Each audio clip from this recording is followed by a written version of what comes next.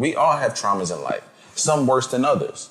That's just the reality, right? You got to play the hand that you were dealt. But trying to outrun your pain, it will never work.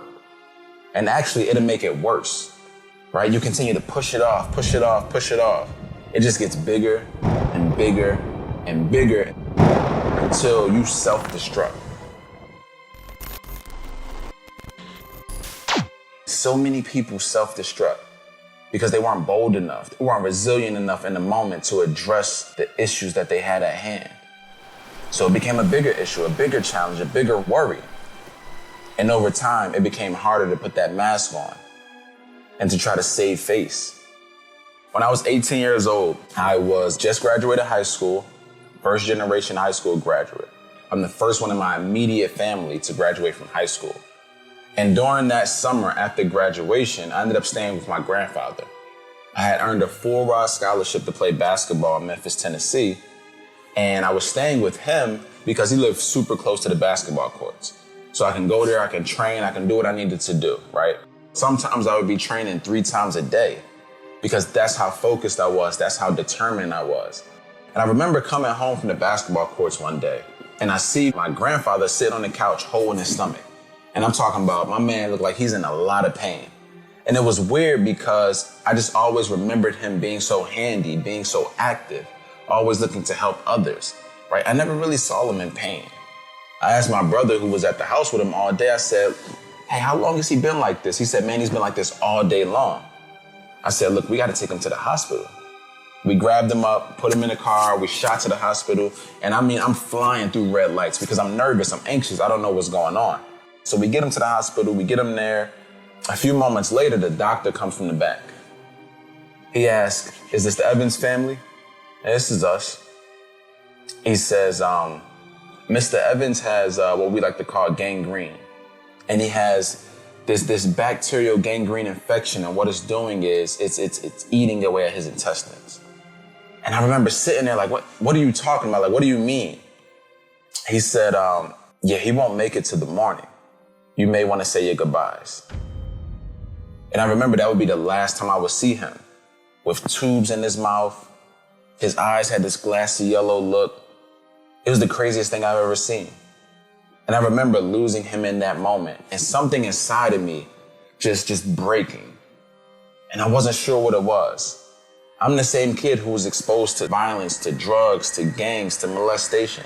As a young kid who had all of these traumas built in.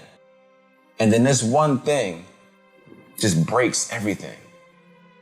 And I remember sitting there, feeling this pain, feeling this hurt, feeling this implosion happen, and not knowing how to express myself. Not even realizing that the years prior, I had built up so much that was never addressed.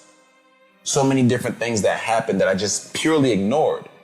Because the community that I grew up in, we didn't talk about our emotions. We didn't talk about how we were feeling. We didn't talk about our mental health. We didn't talk about how to be resilient. It was always swept under the rug.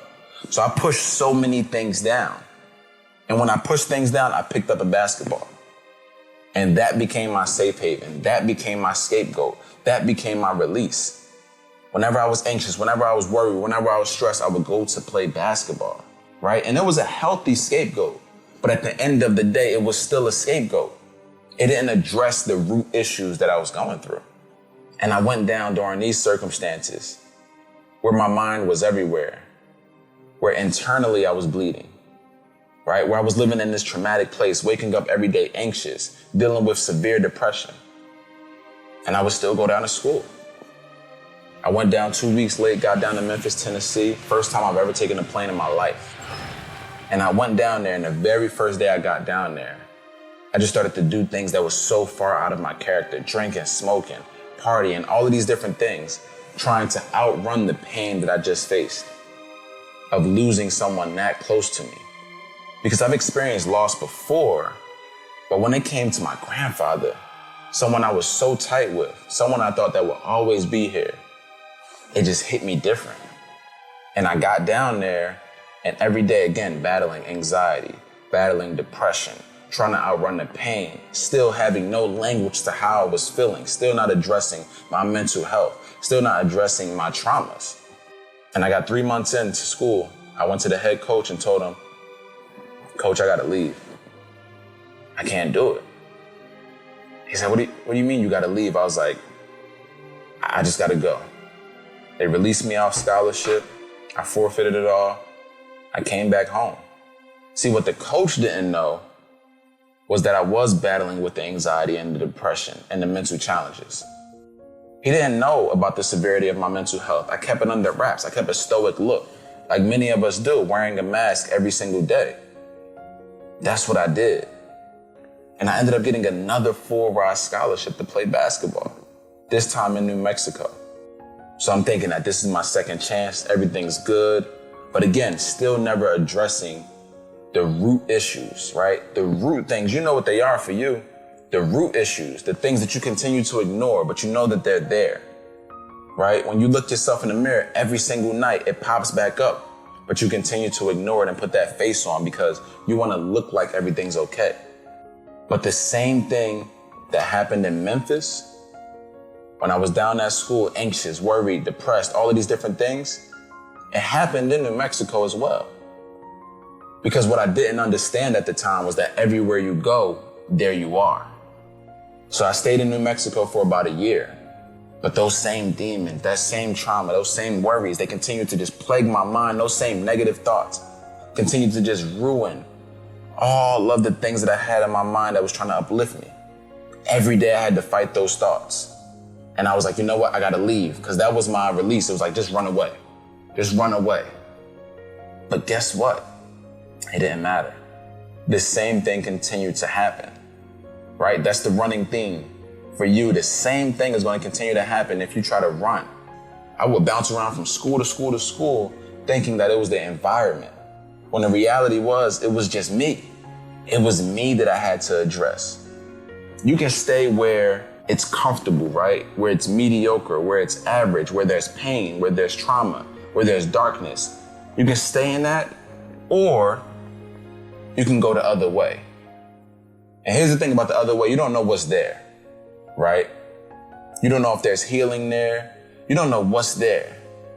But what you do know is that if you stay in the spot that you've always been in, you're always going to experience the same things over and over and over again, right?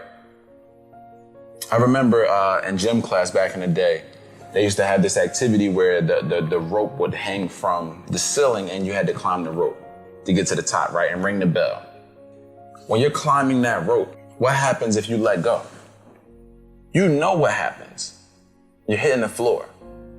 You know what happens if you quit, but you don't know what happens if you continue to go. So you're at that fork at the road moment where you know what happens if you quit. You know what happens if you stay stagnant, right? You'll live in that darkness. But if you try something different, the possibilities are endless. And I know it's scary.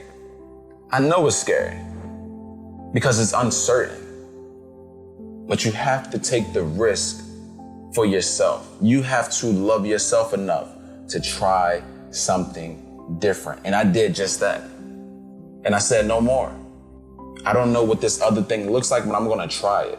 I don't know what healing looks like, but I'm going to try it. I don't know what addressing my mental health looks like, but I'm going to try it. I don't understand necessarily what resilience looks like, but I'm going to try it. One of the biggest things for me was going to therapy. But it was something I knew that I needed to at least give a try and continue to try until that thing worked for me. And it was scary at first. I didn't know what to expect.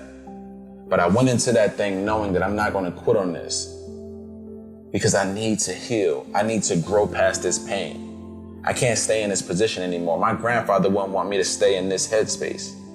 So I went through with that process and I started to learn more about resilience. And I started to learn a little bit more about self-love and self-care.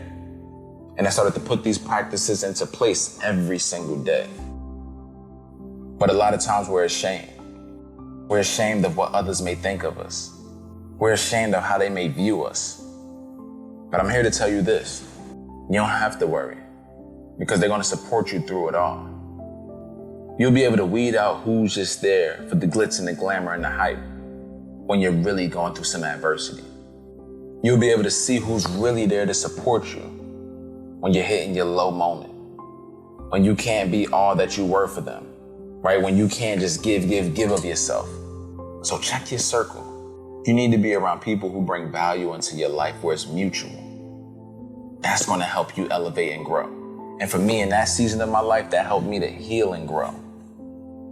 I made a decision in my mind that I was going to continue to push through on this thing, that I wasn't going to quit, that I was going to see and experience all of this healing that I needed, that I was going to remain resilient. And in doing so, I inspired the people around me to start making changes in their life.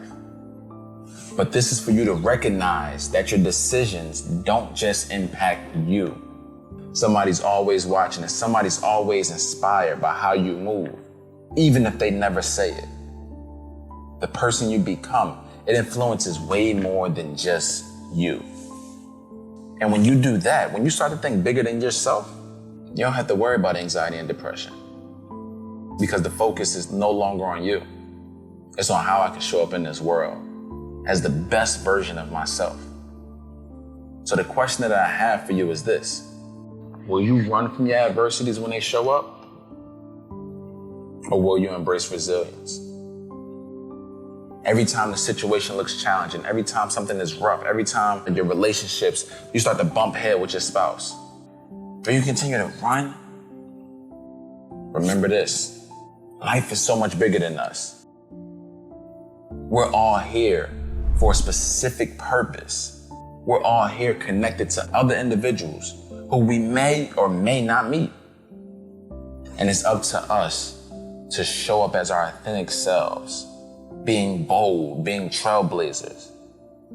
Because whether you want to believe it or not, somebody's always watching, who is waiting on what you are building, and they're waiting on who you are becoming.